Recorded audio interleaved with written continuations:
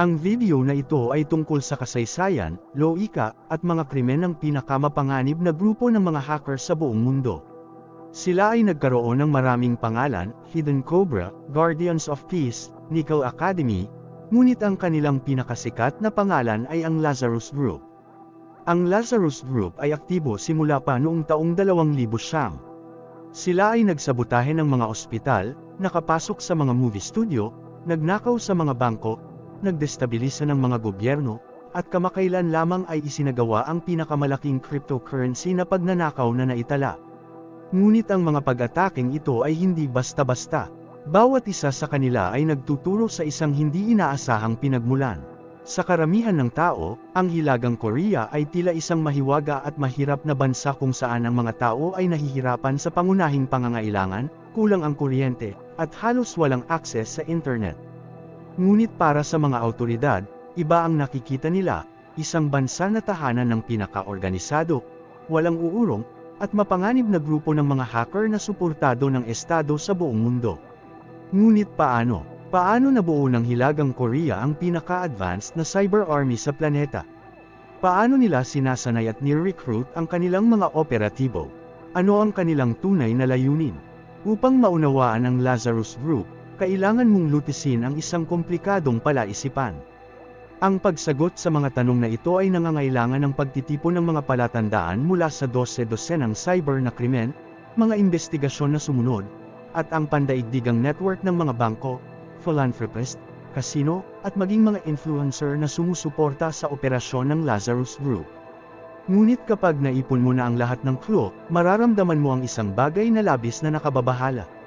Ang kwento ay mas malaki kaysa sa isang grupo ng mga rogue hacker. Ito ay kwento ng isang buong bansa. Isang bansa na ang trahedya sa kasaysayan ay humubog sa kanila upang maging pinakamalaki at pinakasopistikadong kriminal na organisasyon na kilala ng mundo. Kabanata 1, ang Hermit Kingdom. Ang North Korea ay isa sa mga bansang pinaka-hindi naiintindihan sa mundo. Madalas itong inilalarawan sa Western media bilang isang brutal na authoritarian na rehimen na pinamumunuan ng isang diktador na itinuturing na parang Diyos, kung saan ang mas censorship, gutom, at paglabag sa karapatang pantao ay pangkaraniwan. Bagamat maraming bahagi nito ay tama, ang mas malalim na tanong na bakit ay madalas na hindi napapansin. Upang maunawaan ang Lazarus Group, kailangan ding maunawaan ang komplikado at trahedyang kasaysayan ng North Korea. Magsimula tayo sa Japan, sa ika-11 ng umaga ng ika-9 ng Agosto taong 1945. 6 na araw matapos ihulog ng Estados Unidos ang atomic bomb sa Nagasaki, sumuko ng walang pundisyon ang Imperial Japan. Tapos na ang ikalawang digmaang pandaigdig. Ang Korea, na pinagsama-sama sa ilalim ng kontrol ng Japan sa loob ng 35 taon, ay sinakop ng Allied powers upang tulungan itong lumipat mula sa kolonyal na pamamahala. Ang hilagang bahagi ng peninsula ay kinuha ng Soviet Union, ang timog naman ng Estados Unidos, at hinati ang kanilang teritoryo sa kahabaan ng ika-38 na parallel, isang tuwid na imahinaryong linya na humahati sa peninsula halos sa kalahati. Ang mga okupasyon ay inaasahang pansamantala at kaibigan.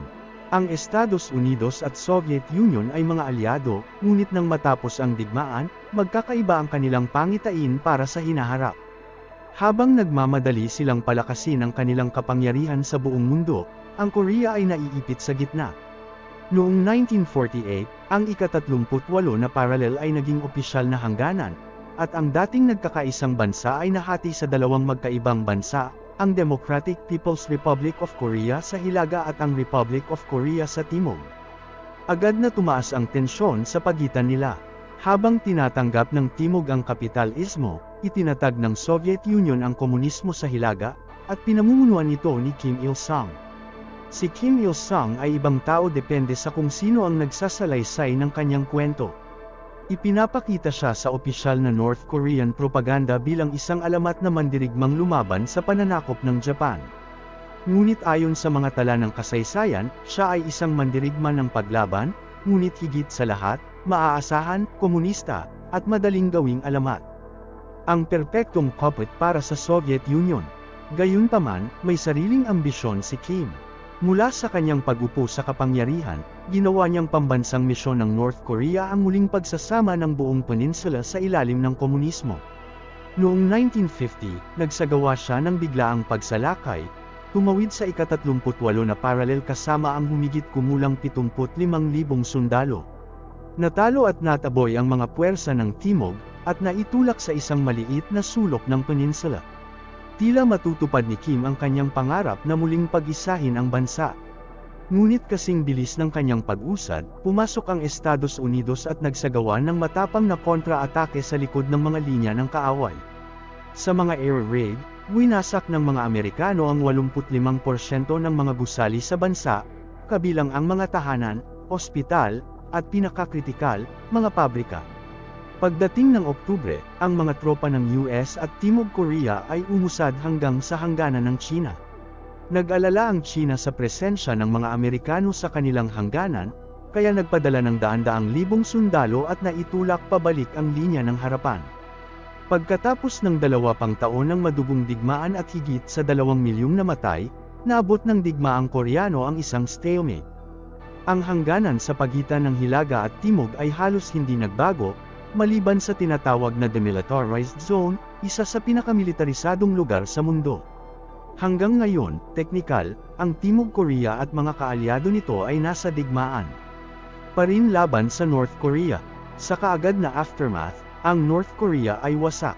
Milyon-milyong tao ang namatay, ang infrastruktura ay naging guho, at halos lahat ng pangunahing industrial na gusali sa bansa ay winasak. Ngayon, kailangan ni Kim Il-sung na muling buuin ang napinsalang bansa mula sa simula. Ngunit hindi siya nag-aksaya ng oras. Noong huling bahagi ng 1950s at unang bahagi ng 1960s, personal na isinagawa ni Kim ang higit sa 1,300 inspeksyon sa mga bagong pabrika, minahan, kalsada, pabahay, ospital, paaralan, at museo. Ayon sa opisyal na propaganda ng Estado, umuunlad ang ekonomiya at sa katunayan, mas mabilis pa ito kaysa sa Timog. Ang North Korea ay nakababalik sa sarili. Tila modelo ng modernong industrial na sosyalismo, ngunit sa katotohanan, ang malaking bahagi ng paglago nito ay pinapalakas ng mapagbigay na pautang mula sa Soviet Union. Ngunit habang lumalayo sa isa't isa ang Soviet Union at China dahil sa ideolohikal na pagtatalo tungkol sa komunismo, sumali si Kim sa panig ng China, ang bansang sumuporta sa kanya noong digmaan. Bilang tugon, pinutol ng Soviet ang kanilang suporta at agad na nagsimulang lumitaw ang mga bitik sa ekonomiya ng North Korea. Nagnitnit si Kim sa ideya na maging ekonomikal na dependent sa ibang bansa. Kaya, lumikha siya ng bagong ideolohiya na nagbago sa lipunang North Korean magpakailanman. Ang Juche, na nangangahulugang self-reliance o sariling kakayahan, ay nanawagan sa North Korea na makamit ang ganap na politikal, militar, at ekonomikong independensya mula sa labas ng mundo. Naging lente ito kung saan ginawa ni Kim ang bawat desisyon. Ginawang napakahirap para sa sinuman, kahit sa mga banyagang kaalyado, na pumasok o lumabas ng North Korea. Ipinagbawal ang lahat ng banyagang media, pinalayas ang mga tagapayo ng Soviet at China, hinarang ang pag-aangkat ng pagkain, at sa pamamagitan ng walang tigil na propaganda, tinuruan ang mga tao na sambahin siya bilang isang buhay na Diyos. Habang hinihiwalay ng North Korea ang sarili mula sa mundo, nakakuha ito ng bagong palayaw, ang Hermit Kingdom. Isang marangal na ideya para kay Kim Il-sung, ngunit sa praktika, halos imposibleng bumuo ng self-sustaining na ekonomiya sa North Korea. Maliban sa ilang karbon, kakaunti ang mahahalagang likas na yaman ng bansa. Halos 80% ng lupa ay kabundukan at hindi angkop sa pagsasaka, kahit sa perpektong klima, na wala rin. Hindi nakapagtaka, bumagsak ang ekonomiya. Sa loob lamang ng ilang taon, milyon-milyong North Korean ang nabubuhay sa kaunting pagkain. Ngunit dahil sa matinding censorship ng rehimen, karamihan sa kanila ay walang ideya kung gaano nakalayo ang kanilang atraso. Alam ni Kim ang katotohanan, ngunit tumatanggi siyang aminin ang kanyang kabiguan. Sa publiko, patuloy niyang ipinangangaral ang ebanghelyo ng Juche. Ngunit sa likod ng mga saradong pinto, kabaligtaran ang ginagawa niya, nang hihiram muli ng bilyon-bilyong dolyar mula sa Soviet Union, China, at kahit Pransya at Japan upang mapanatiling tumatakbo ang bansa. Samantala, ang Timog Korea ay patungo sa kabaligtarang direksyon. Dumarating ang banyagang pamumuhunan, tumataas ang antas ng pamumuhay, at nagiging lumalagong pandaigdigang kapangyarihan. Maliwanag na mas mahusay ang kapitalismo kaysa komunismo, lalo na sa Asya. Unti-unting nagbabago ang ekonomiya ng China patungo sa merkado. Mas maraming kalakalan ang ginagawa nito sa Timog Korea kaysa sa Hilaga. At habang nagiging mahirap ma-access ang mga coal reserves ng North Korea, nagsisimulang maubos ang isa sa huling maaasahang export nito, na nagpuputol ng isa pang daloy ng kita. Sa puntong ito, ang tanging nagpapanatili sa North Korea ay ang pinansyal na suporta mula sa Soviet Union, ang pinakamalaki, pinakamatanda, at pinakamahalagang kaalyado nito. Ngunit may sarili ring problema ang Soviet Union. Noong 1991, bumagsak ito, at magdamag, umabot sa pinakamataas na kakulangan sa pagkain ang North Korea. Sinasabi ng rehimen na ito ay dahil sa panahon o sabotahe ng Amerika, ngunit walang tunay na paliwanag sa mga tao. Samantala, namumuhay si Kim Il-sung ng Marangya. Ngayon sa huling 77 taon, naging obsessed siya sa pagpapahaba ng kanyang buhay. Naniniwala siya sa pseudoscience at sa pakikipag-ugnayan sa kabataang babae upang muling maging bata. Ang ilan sa kanyang concubines ay 12 taong gulang pa lamang. Pinamunuan ni Kim Il-sung ang North Korea ng halos 50 taon. Nalampasan niya ang siyam na pangulo ng Estados Unidos. Noong 1994, namatay siya sa edad na 82, iniwan ang kanyang anak na si Kim Jong-il sa isang imposibleng sitwasyon. Ang mga tao ay nagugutom. Ang mundo sa labas ay lumalayo at ang ekonomiya ay nasa bingit ng pagbagsak. Ang North Korea ay desperadong nangangailangan ng reforma. Ngunit sa kasamaang palad, ang kapalaran nito ay naitakda na ilang dekada na ang nakalipas. Noong 1960s at 1970s, inutusan ni Kim Il-sung ang mga tao na sakahin ang mga burol ng bansa upang madagdagan ang ani. Mukhang praktikal na ideya, gamitin ang bawat piraso ng lupa para sa pagkain. Ngunit upang sundin ang utos, pinuputol ng mga tao ang buong kagubatan sa mga burol, at ang lupa ay hindi kailanman na terrain force. Ito ay hindi matatag. Noong tag-init ng 1995, dumating ang malalakas na bagyo sa Korean Peninsula. Dahil walang puno upang hawakan ang lupa, bumagsak ang buong mga burol sa lahat ng North Korea. Ang lupa, mga pananim, at debris ay damaloy sa mga ilog, nagdulot ng pagbabara. Ang resulta ay pagbaha na kumalat sa mas maraming bukirin, pati na sa mga coal mines ng bansa, na pinawi ang isa sa huling pinagkukunan ng enerhiya ng North Korea. Dahil walang ibang paraan upang magpainit o magluto, nagsimulang pumuputol ng higit pang puno ang mga tao para sa panggatong, na nagpapalala sa deforestation, na nagpapalala sa erosion, na nagdudulot ng mas maraming pagbaha.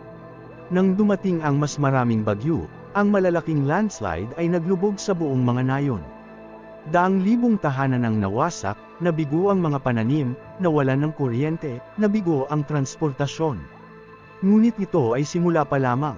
Ang pagkasira ng bukirin ay nag-trigger ng buong sakuna sa pagkain. Wala nang natitirang pagkain.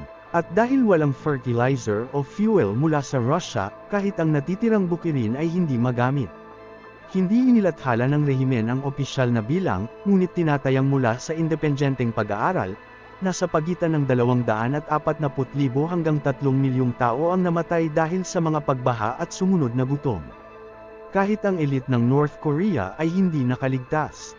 Ang sakuna ay umabot sa bawat sulok ng bansa.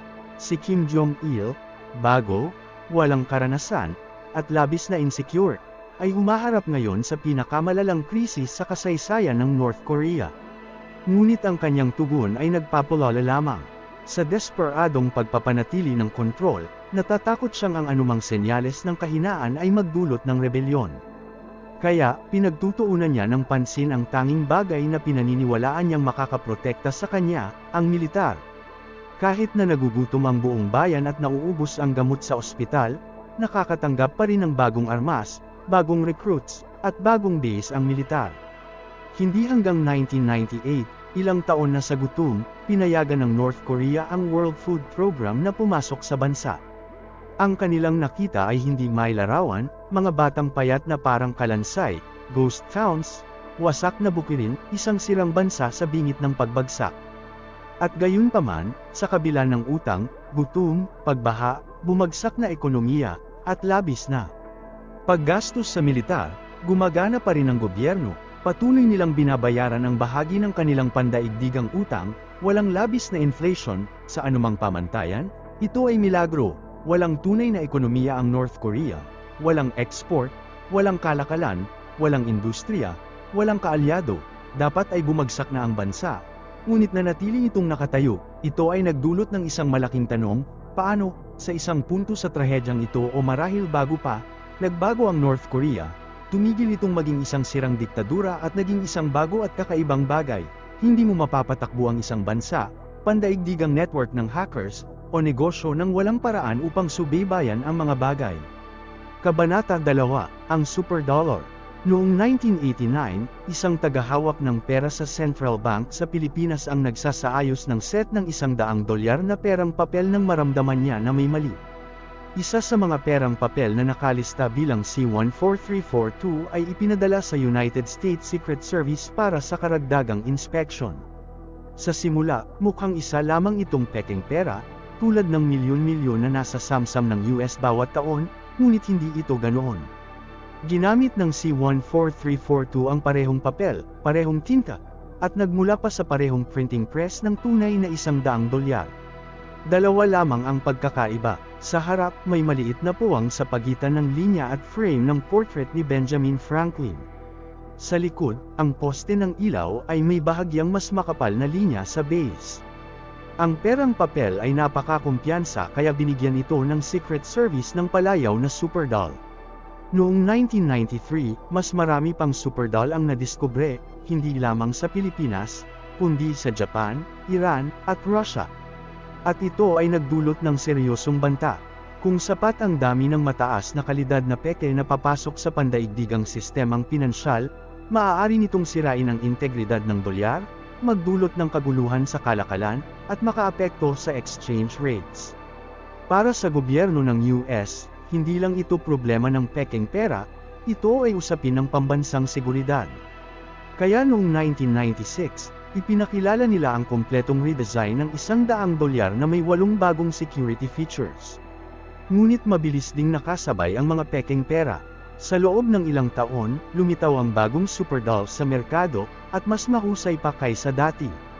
Sa ilalim ng magnifying glass, mas matalas ang mga kamay sa bagong clock tower ng Super Doll kaysa sa tunay na perang papel. Hindi ito gawa ng mga baguhan. Ang sinumang nasa likod ng Super Doll ay mayroong resources, kagamitan, at eksperto na maihahambing sa US Treasury mismo. Habang sinusundan ng mga awtoridad ang bakas, isang pangalan at isang bansa ang palaging lumilitaw. Noong 1994, isang bangko sa New York ay bumili ng $280,000 sa $100 na perang papel mula sa Bangko Delta Asia, isang bangko sa Macau. Marami sa perang iyon ay lumabas na super dollars, at nang tanungin, itinuro ng Bangko Delta Asia ang isang kumpanya na tinatawag na Swang Trading. Ang Swang ay nagpapatakbo mula sa maliit na opisina sa isang residential building sa Macau. Nang kumatok ang mga mamamahayag sa kanilang pinto, sa mga pader ay mga portrait ni Kim Il-sung at Kim Jong-il. Noong sumunod na taon, isang grupo ng mga lalaki ang nagtangkang magbenta ng $9,000 sa pekeng $100 sa isang beach resort sa Thailand. Sinundan ng pulis ang perang papel sa isang Japanese terrorist na nag-hijack ng eroplano noong 1970s at binigyan ng asylum sa North Korea, kung saan itinuturing siyang bayani. Nang nahuli siya ng Thai police, nasa loob siya ng isang Mercedes kasama ang 3 North Korean diplomats. Sa parehong kaso, hindi nakalikom ang mga awtoridad ng sapat na ebidensya upang malinaw na patunayan na ang North Korea ang nasa likod ng Super Doll, ngunit nabuo ang isang teorya. Siyempre, nagpiprint ang North Korea ng sariling pera at gumagamit ng parehong modelo ng printing press tulad ng maraming bansa. Ang makina ay hindi magiging problema, ngunit ang US dollars ay gawa sa proprietary cotton linen blend na mahigpit na kontrolado. Ang pagkuha ng materyales ay agad mag-alerto sa US authorities. Upang maiwasan ito, maaaring nilaban ng North Korea ang totoong $1 bills at nire-print bilang $100. Tungkol naman sa tinta, noong nirdesign ng US ang $100 bill noong 1996, ipinakilala nila ang bagong color shifting ink na kanilang eksklusibong karapatan. Ngunit sa parehong taon, nilapitan ng North Korea ang kumpanyang gumawa nito upang humiling ng halos kaparehong tinta. Opisyal, ito ay para protektahan ang kanilang sariling pera mula sa pagkopya, ngunit walang pamik sa pera ng North Korea. Sa halip, malamang na near-reverse engineer nila ang tinta ng US dollar at bahagyang binago upang magkapareho. Isang defector ang nagsabi sa US officials na ang peking pera ay ginagawa sa antas ng gobyerno, may espesyal kaming planta para dito sa Pyongyang. Binili namin ang pinakamagandang kagamitan, pinakamahusay na tinta, at ang pinakamahusay na tao, tunay na eksperto. Kapag handa na ang mga perang papel, malamang ay ibinibigay ito sa mga surir na ilalabas sa bansa, ibebenta, at babalik na may totoong pera. Fake money out, real money in. At ito ay gumana. Habang kumalat ang operasyon mula sa mga North Korean diplomats patungo sa ex-KGB agents, IRA operatives, at kahit sa maliliit na kriminal, milyon-milyong peking pera ang lumitaw sa buong mundo. Hindi lamang sa black markets, kundi unti-unting sa loob ng lehitimong bangko, cash processing centers, at pagsapit ng early 2000s, kahit sa lupa ng Amerika. Nerespeto ng US na hindi sapat ang microprinting, security threads, at watermarks. Nabisang labanan ng North Korea ang lahat ng ito. Kaya upang tuluyang itigil ang operasyon, kailangan nilang lusubin ito mula sa loob. Ang unang hakbang ay pampublikong pahayag. Sa nakaraang ilang taon, iniimbestigahan ng Secret Service ang isang pamilya ng peking pera. Ang sopistikadong teknik sa paggawa ng perang ito ay ebidensya ng maayos na pinondohan at patuloy na kriminal na enterprise na may mahalagang sangkap sa agham at teknolohiya. Ang pamilya ng peking pera na ito ay nagmumula sa North Korea. Habang tinanggap ng media ang balita, inilunsad ng FBI ang dalawang covert operations, Operation Royal Charm sa East Coast at Operation Smoking Dragon sa West Coast. Sa loob ng ilang taon, ang mga undercover agents ay nagsimulang mag-infiltrate sa Chinese crime syndicates na may koneksyon sa North Korea, unti-unting nakakuha ng tiwala, nagmapa ng network, at nangolekta ng intelligence. Noong 2005, sapat na ang ebidensya ng FBI upang magsagawa ng mga aresto. Inorganisa nila ang sting, inimbitahan ang mga target sa peking kasalan at pati sa party sa Playboy Mansion. Pagkatapak nila sa US soil, naghihintay na ang federal agents. Ang mga aresto ay sumaklaw sa Amerika, Canada, Taiwan, at China. Daang-daang tao na may koneksyon sa operasyon ang nadakip. Ngunit kakaiba, sa kabila ng katiyakan na sila ang mastermind, hindi kailanman nakadikip ang US ng kahit isang North Korea na konektado sa operasyon. Ang mga opisyal ng North Korea ay nahuli na paulit-ulit na nagdadala ng malaking halaga ng super dollars. Totoo ito, ngunit palaging dala nila ang diplomatic passports, kaya hindi sila maaaring arestuhin at hindi obligado makipag-ugnayan sa lokal na awtoridad. Karamihan sa kanila ay ibinabalik lamang sa kanilang bansa. Sa bahagi ng North Korea, itinanggi nila ang lahat. Sinasabi nilang ang kanilang mga ahente ay nagdadala lamang ng pera dahil ang US sanctions ay naglock sa kanila mula sa global financial system. Sinasabi nilang politikal ang alegasyon, at sa huli ay hindi napatunayan ng US. Sa likod ng mga eksena, sinundan pa rin ng mga investigador ang pera, at palaging tila bumabalik sa isang lugar, Bangko Delta Asia sa Macau. Pinaniniwalaan ng US na ang bangko ay naglalaunder ng peking pera at kino-convert ito sa malinis na currency. Noong 2005, nang ideklara ng US ang Bangko Delta Asia bilang pangunahing concern sa money laundering, pinatigil ng Monetary Authority ng Macau ang higit $25 milyon na nakalink sa North Korean accounts.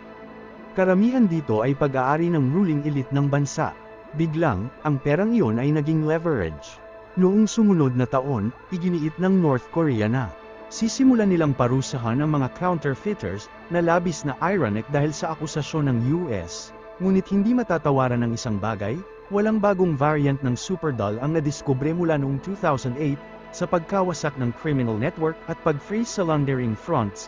Malamang ay naging masyadong mahirap ipagpatuloy ang operasyon, ngunit mas malamang, ito ay naging lipas na.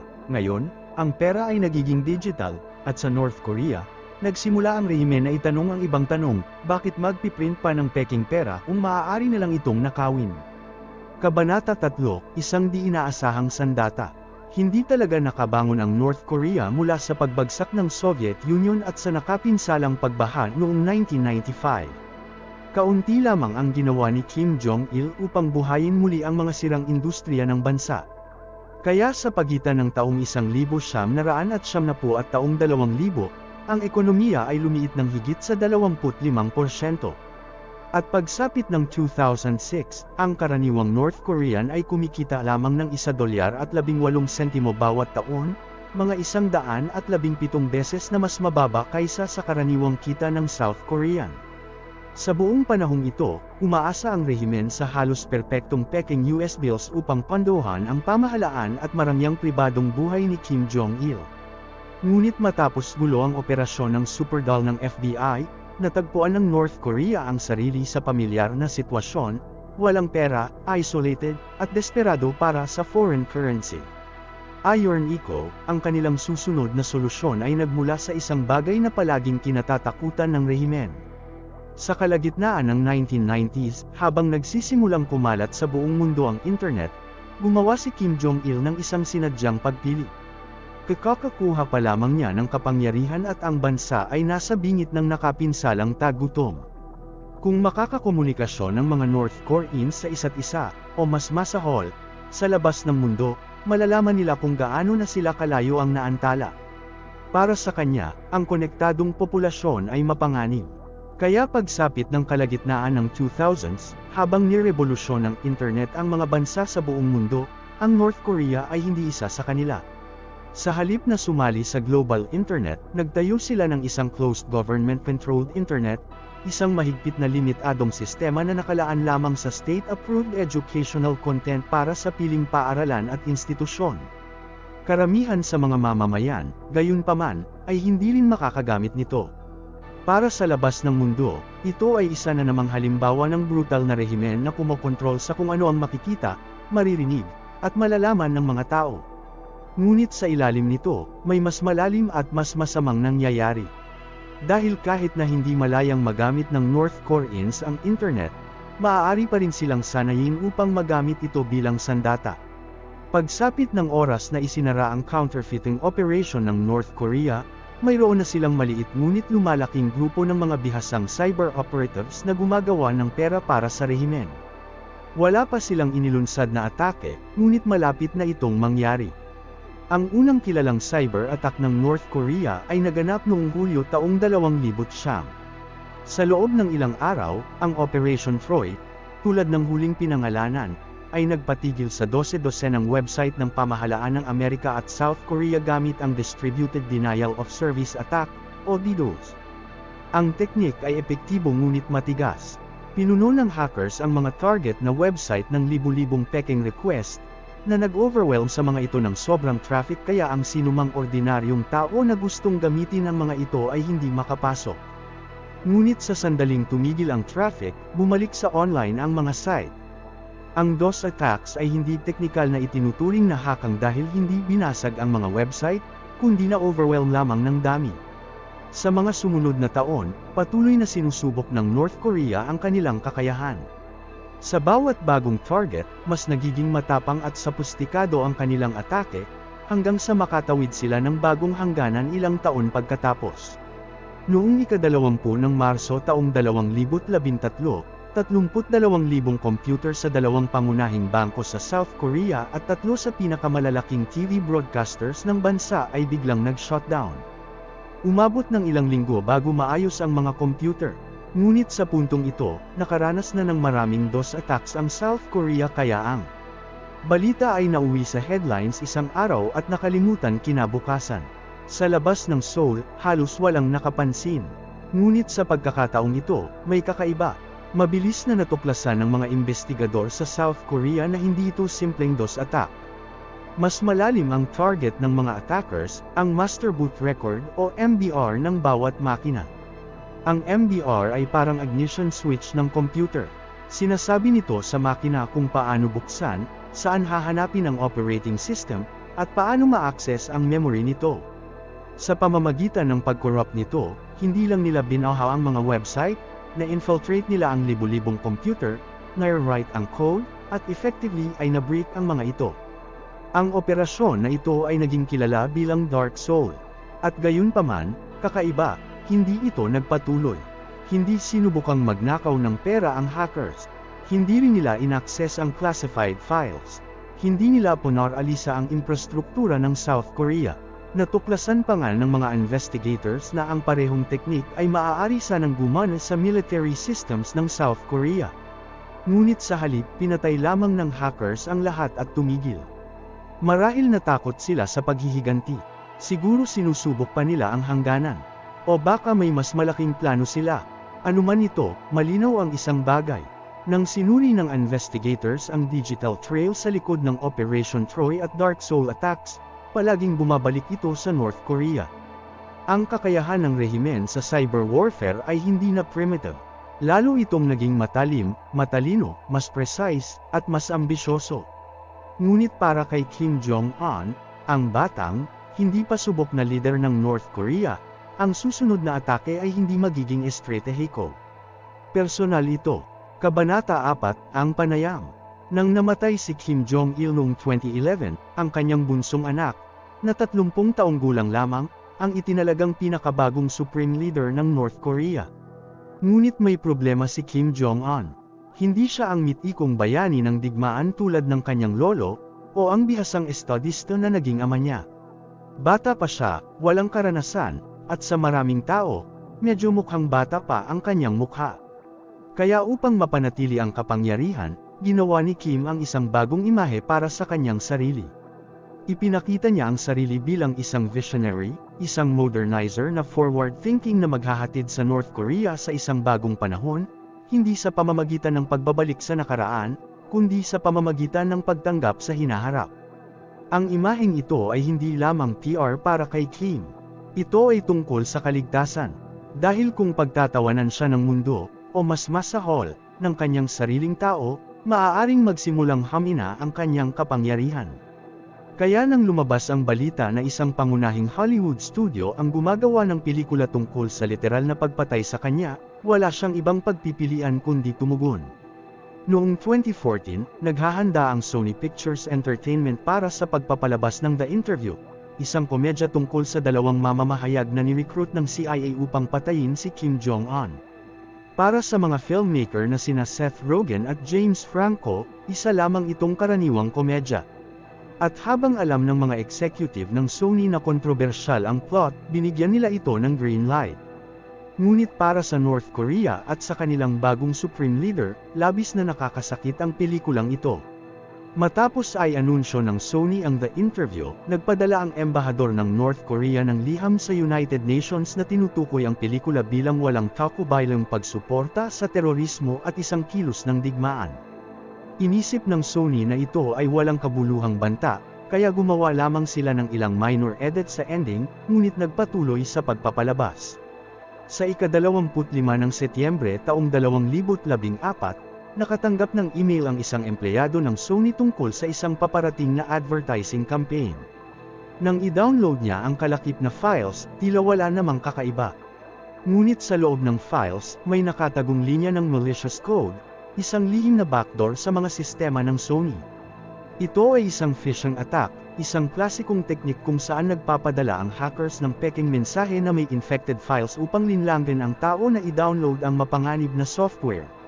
Sa mga sumunod na linggo, mas marami pang peking email ang naipadala sa mga empleyado ng Sony na kanilang binuksan. Nakakatanggap ang cast at crew ng The Interview ng mga Facebook message na nag-aalok ng intimate photos ng maraming A-list celebrities, at binuksan nila ito. Sa bawat matagumpay na phishing attack, lalo pang lumalawak ang access ng hackers sa mga sistema ng Sony. Gumagana sila tulad ng digital ghosts, nagmamasid sa lahat habang nananatiling invisible. At sa loob ng 2 buwan, nakawin nila ang humigit kumulang 38 milyon na files. Hindi pa nailalabas na mga pelikula, confidential emails, data ng empleyado, impormasyon tungkol sa sweldo, at maging private medical records. Wala pang ideya ang Sony sa paparating na panganib. Isang buwan bago ilabas ang The Interview, Nakatanggap ng kakaibang email ang ilang executive ng Sony mula sa isang tao na nagpakilalang Frank David.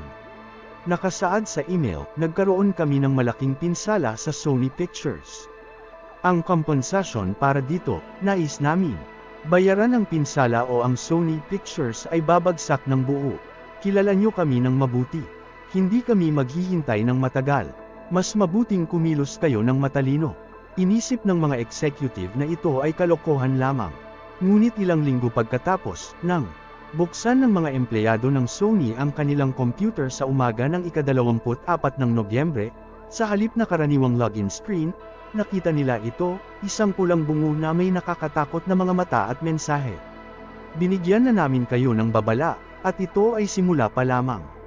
Nakuha na namin ang lahat ng inyong internal data, kabilang ang mga lihim at top secrets.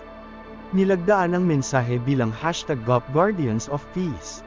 Sa umpisa, inisip ng ilan na biro lamang ito. Ngunit sa loob ng ilang oras, naging malinaw ang lawak ng sakuna. Nawala ang mga email sa real time. Patay ang mga linya ng telepono.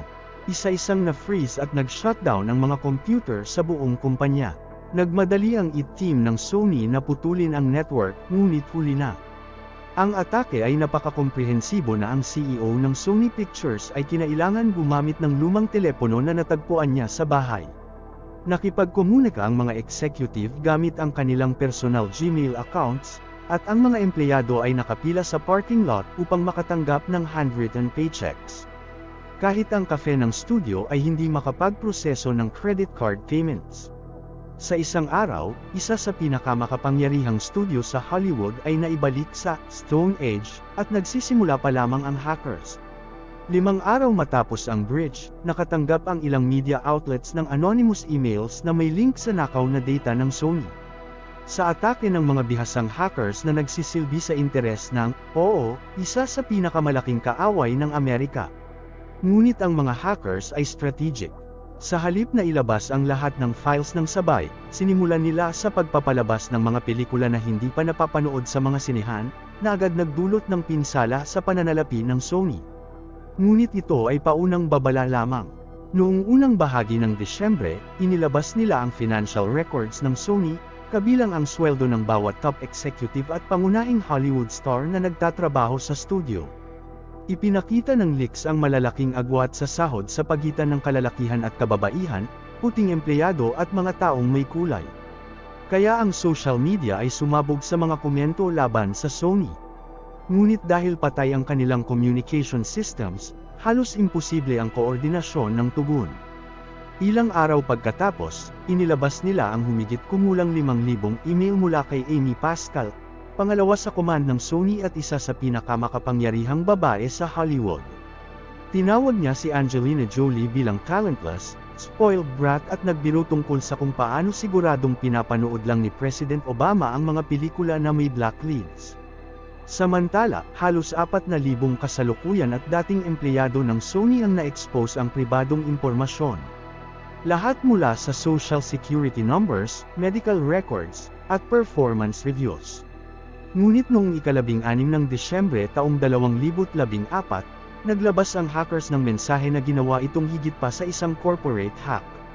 Babalaan namin kayo sa mismong oras at lugar kung saan ipapalabas ang interview, kasama na ang premiere. Kayang hinungdan, nawa ang mga naghahanap ng kasiyahan at takot ay mapahamak. Malapit nang makita ng buong mundo kung gaano kakila ang pelikula ng Sony Pictures Entertainment. Ang mundo ay mapupuno ng takot. Alalahanin ang ika-11 ng Setyembre, 2001. Inirerekomenda namin na manatiling malayo sa mga lugar sa oras na iyon. Ito ay direktang banta ng maramihang karahasan at binago ang lahat. Ito ay kwento na ating tatalakayin ngayon, kung magpapasya man ang lokal na mga sinehan na kanselahin ang pagpapalabas ng pelikula, The Interview. Nang magsimulang ay anunsyo ng mga pangunahing theater chains na hindi nila ipapalabas ang interview, hinarap ng Sony ang imposibleng pagpipilian, ipagpatuloy ang release at ilagay sa panganib ang buhay, o kanselahin ang pelikula at sumuko sa mga terorista. Kinabukasan, kinansela nila ang worldwide release ng pelikula, at agad na sumabog ang backlash. Tinawag ng mga kritiko at celebrity ang desisyon ng Sony bilang pagkatalo laban sa terorismo at pag-atake sa free speech. Pati si President Obama ay nagkomento, "Hindi natin maaaring magkaroon ng lipunan kung saan ang isang diktador sa kahit saan ay makakapataw ng censorship dito sa United States." Sa huli, sumuko ang Sony sa pressure at nagpasya na ipalabas ang interview sa piling mga sinihan lamang, ngunit bumagsak ang pelikula. Hindi kumikita ang interview. Nag-file ng class action lawsuit ang mga empleyado na nalik ang kanilang data, at nag-resign si Amy Pascal ilang buwan pagkatapos. Sa kabuuan, tinatayang umabot ng $200 milyong ang pinsala sa Sony. Ngunit habang nakatutok ang media sa kontrobersya ng pelikula, sa likod ng eksena, hinahabol ng FBI ang mga attackers. Noong ika-19 ng Disyembre, matapos suriin ang malware at sundan ang digital trail ng hackers, opisyal nilang inakusahan ang North Korea sa atake. Kinumpirma ito ni President Obama, at maaari nating kumpirmahin na nakibahagi ang North Korea sa atakeng ito. Ito ay isang nakakagulat na pahayag. Hindi pa kailanman, mabilis na inakusahan ng US government ang ibang bansa ng partikular na cyber attack. Oo, malinaw, tinanggihan ng North Korea ang lahat.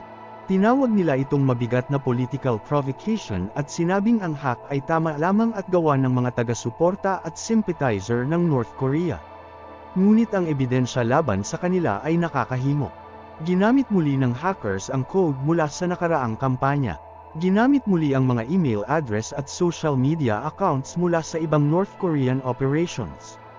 At pinakamahalaga, ang parehong IP address na ginamit sa Operation Troy at Dark Soul attacks ay ginamit upang ma-access ang servers ng Sony at mag-set up ng Facebook at Gmail accounts.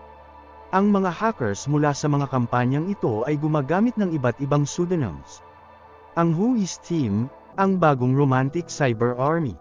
Sa pagkakataong ito, sila ay Guardians of Peace. Ngunit sa puntong ito, hindi na may kakaila ang pattern. Ang mga grupong ito ay iisa lamang. Isang well-funded state-sponsored cyber army na nag-ooperate mula sa North Korea. Mula ngayon, sila ay magiging kilala sa isang pangalan, Lazarus Group. Gayunpaman, ang pinaka-alarming na natuklasan ng mga investigador ay hindi lang ang antas ng kanilang kasanayan. Ito ay ang pattern. Bawat atake ay mas malaki, mas ambisyoso, mas mapanganib. Ipinakita ng Sony hack kung ano ang kaya ng Lazarus Group. Ngunit sa kabila ng lahat ng kaguluhan na kanilang ginawa, wala silang kinita, na nangangahulugang ang susunod nilang target ay hindi maiiwasan. Kabanata 5, Lazarus laban sa printer. Sa umaga ng ika-6 ng Pebrero taong 2016, ang mga empleyado sa Central Bank ng Bangladesh ay naharap sa tila maliit ngunit nakakainis na problema. Ito na ang ikalawang araw na hindi gumagana ang kanilang printer. Sa tuwing sinusubukan nilang mag-print ng transaction report, walang lumalabas na impormasyon. Sa umpisa, iniisip nila na isa lamang itong pangkaraniwang aberya sa opisina, ngunit hindi yun ang kaso. Nang isang empleyado ay nagbigay ng hard reset sa printer, bigla itong nagsimulang i-print ang lahat ng nakabacklog na mensahe. Ngunit hindi ito naging sandali ng kaginhawaan. Karamihan sa mga mensahe ay nagmula sa Federal Reserve Bank ng New York. Sa nakalipas na isang araw at kalahati, habang hindi gumagana ang printer, may isang nagtatangkang i-drain ang buong account ng Bangladesh Bank. Wala ni isang empleyado ang nag-aproba ng mga transaksyon. Wala ring nakakaalam kung sino ang nagpadala o paano ito nangyari. Ang alam lamang nila ay humigit kumulang $751 milyong ang nailipat na. At ngayon, mabilis na gumagalaw ang pera. Nasa sentro na ngayon ng Bangladesh ng isa sa pinaka-bold at matapang na cyber heist na nasaksihan ng mundo. Paano ito nangyari? Isang taon bago ang insidente, isang empleyado ng Human Resources Department ng Bangladesh Bank ang nakatanggap ng email mula sa isang taong nagpakilalang Rizal Alam. Isa itong karaniwang aplikasyon sa trabaho na may link sa website ni Alam kung saan maaaring i-download ang kanyang resume. Binuksan ito ng empleyado at pinag-aralan. Ngunit nakatago sa resume ang isang malware na tinawag na nest egg. Isa itong phishing attack, ang unang hakbang sa maingat na planadong breach. Hindi na-detect, binigyan ng nest egg ang hackers ng control sa computer ng empleyado at patuloy na access kahit napatayin ang device. Ngunit hindi sapat na nandito lamang sa sistema ng bangko. Wala sa HR ang access sa pondo, kaya kinailangan ng hackers na mag-navigate sa network ng bangko upang mahanap ang machine na may access sa pera. Gamit ang dalawang karagdagang tools, sinimulan nila ang kanilang operasyon. Una, Sierra Charlie, na inisweep ang computer para sa mga saved passwords at login credentials. Sa tulong nito, natutunton nila ang iba pang konektadong computers at ma-access ang mga ito. Ngunit may panganib, kung masyadong maraming suspicious traffic, baka mahuli sila ng IT. Kaya inilunsad nila ang MacTruck, ang pinaka-sophisticated na malware nila. Lumilikha ito ng shadow network sa loob ng bangko, isang hiwalay na encrypted communication channel para magpadala ng commands at impormasyon sa pagitan ng compromised machines. Ginawa nitong walang bakas ang operasyon. Kapag natapos ang isang machine sa kanilang plano, agad itong nililinis ng MacTruck. Wala ng malware, walang activity logs, tila hindi sila naroon. Nakapasok ang hackers sa daan-daang computers, ngunit sa bawat oras, iilan lamang ang aktibo. Sa huli, natagpuan nila ang Swift Terminal, platform na ginagamit ng mga bangko sa buong mundo para magpadala ng malalaking financial transfers. Dito nakuha nila ang access sa pondo ng Bangladesh Bank. Ngunit may problema, kahit na mailipat nila ang pera, kailangan din nilang itago ito. Kaya target nila ang internal database ng Swift logs. Binago nila ang login code, kaya kahit anong credentials ang ipasok, may full access sila. Ngayon, bawat transfer ay maaaring agad nilang burahin sa records. Sa ibang bangko, sapat na ito. Ngunit sa Bangladesh, may isa pang obstacle, ang printer. Sa 2016, karamihan sa mga bangko ay digital na, ngunit ang Bangladesh Bank ay nagpiprint pa rin ng Swift transaction reports. Kung may transfer, ang printer ay magpiprint ng buong detalye, amount, recipient, timestamp.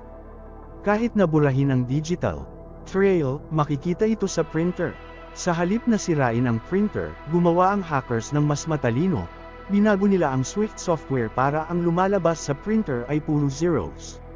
Patuloy na gumagana ang printer, ngunit wala itong tunay na datos. Ito ang dahilan kung bakit tila malfunction ang printer. Halos isang taon matapos na ma-infiltrate ang bangko, nakalagay na lahat para sa perfect heist. Ngayon, kailangan na lamang nilang hintayin ang tamang sandali. Nagsimula ang mga transfer minsan lang matapos umalis ang mga empleyado ng bangko sa ika-4 ng Pebrero taong 2016, alas 8:30 Y6 ng gabi. Huwebes iyon. Sa Bangladesh, ang weekend ay Biyernes at Sabado, kaya hindi babalik ang mga empleyado hanggang Linggo ng umaga. Ngunit sa New York, alas 9:30 Y6 ng umaga, ibig sabihin may buong Huwebes at Biyernes ang Federal Reserve para i-proseso ang transfers.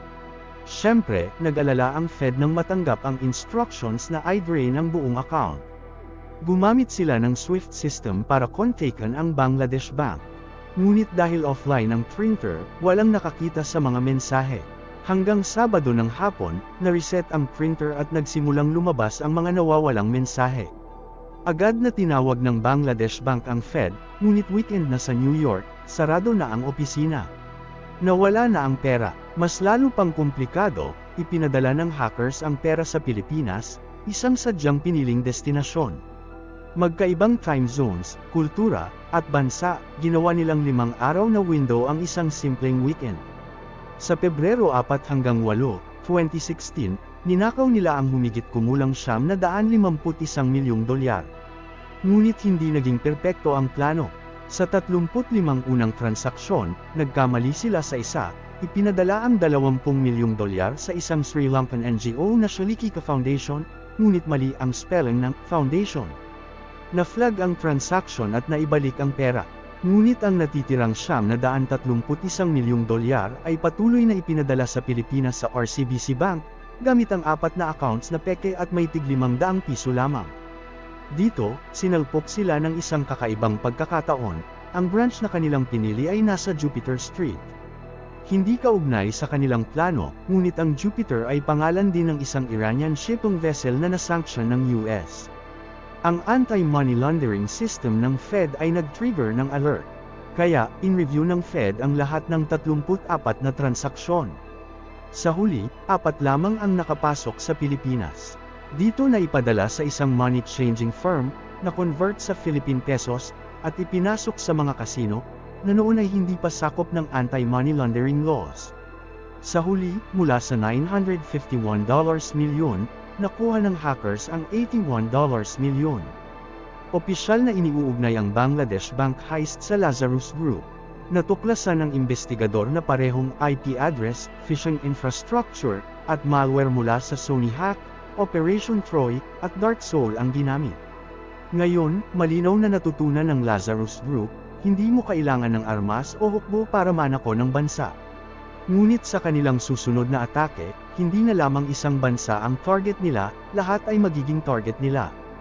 Kabanata 6, WannaCry. Sa umaga ng ika-12 ng Mayo taong 2017, nagsimulang mangyari ang kakaiba sa ilang ospital sa London.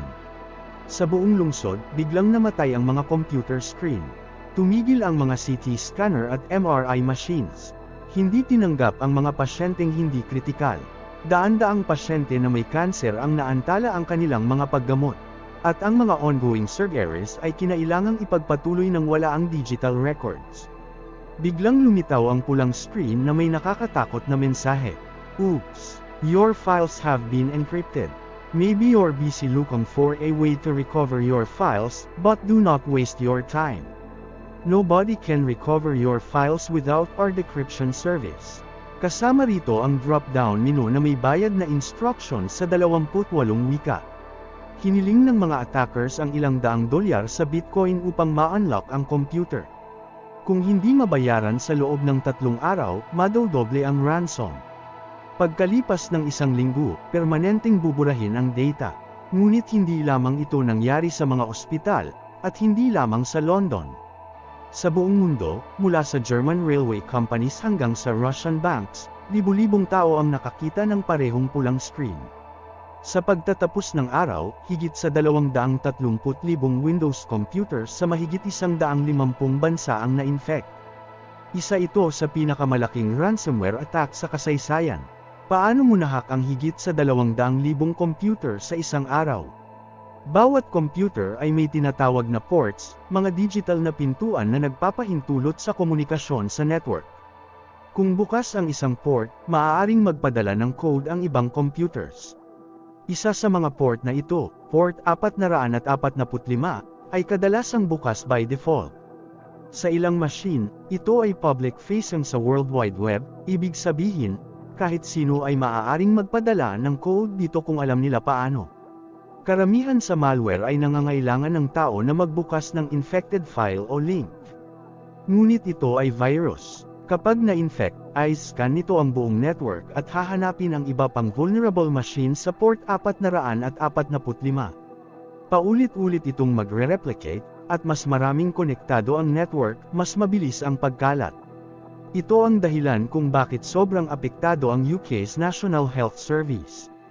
Kapag na-activate, ginawa ng virus ang tila simpleng hakbang, ginamit nito ang modified version ng Windows encryption tool, tinawag na WTCry, upang i-encrypt ang bawat file sa computer. Ngunit ang decryption key ay hawak ng hackers, hindi nakaimbak sa device. Kung gusto mong maibalik ang files, kailangan mong magbayad. Habang kumakalat ang balita tungkol sa WTCry, si Marcus Hutchins, 22 taong gulang, isang computer geek sa tahimik na bayan sa Southwest England, ay abala sa pagsusuri ng virus. Kilala siya sa online community sa ilalim ng alias na Malwaritech.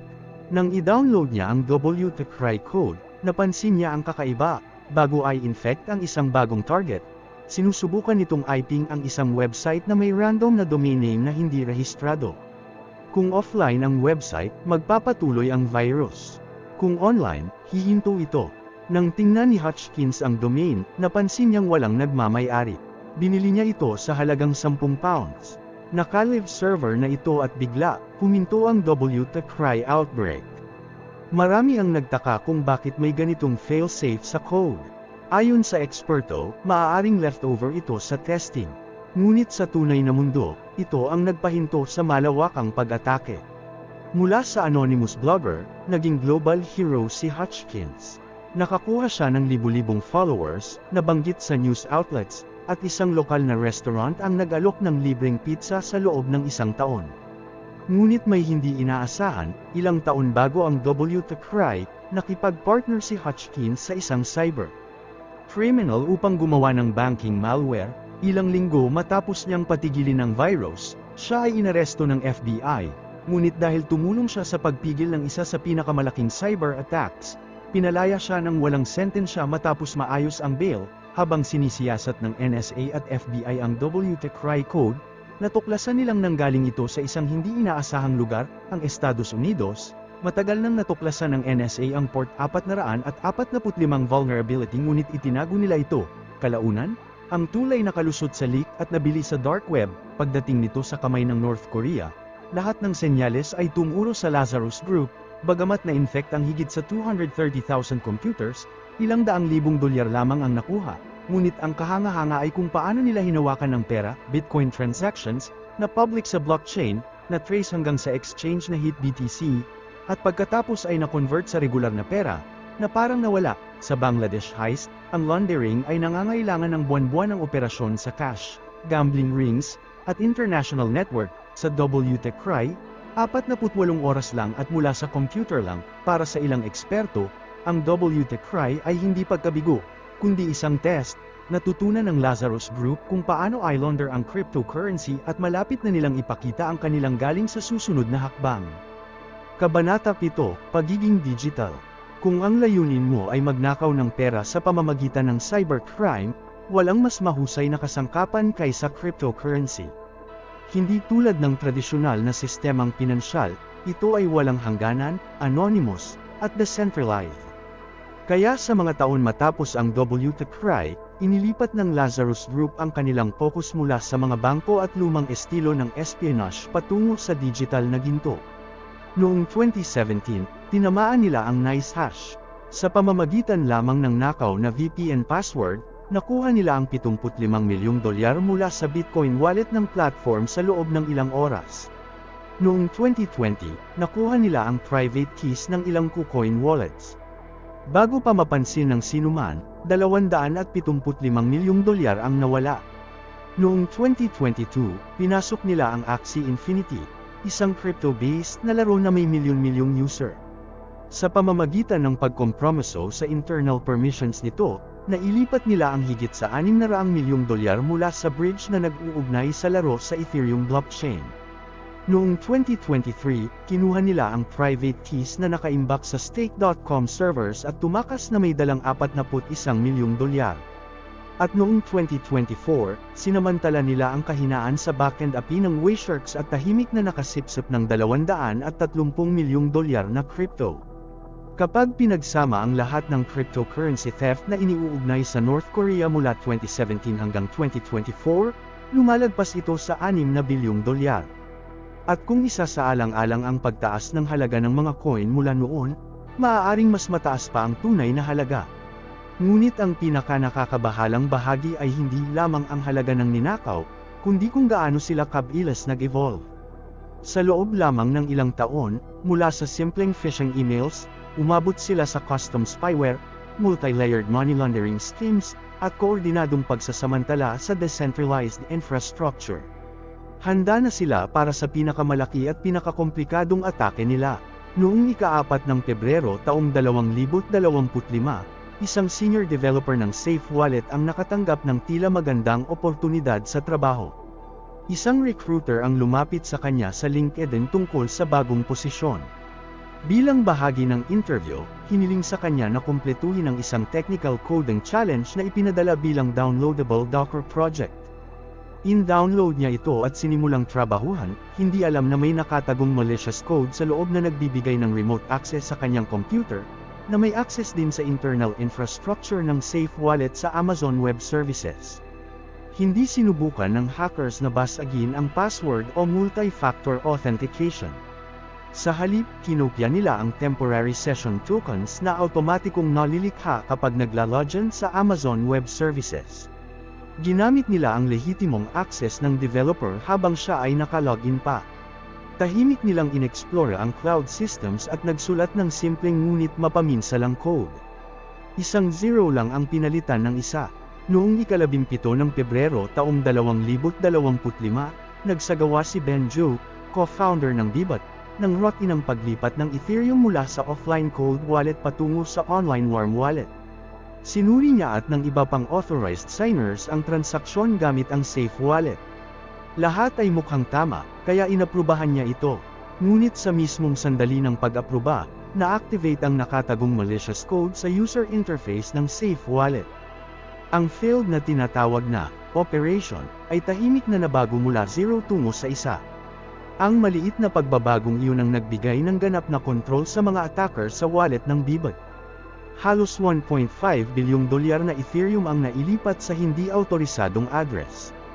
Agad itong natukoy ng security systems ng Bybit, ngunit mabilis na tinanggal ng hackers ang lahat ng bakas ng kanilang presensya. Pagkaraan ng 30 minuto, naglabas ng pahayag ang Bybit. Halos $1.5 bilyong sa Ethereum ang ninakaw.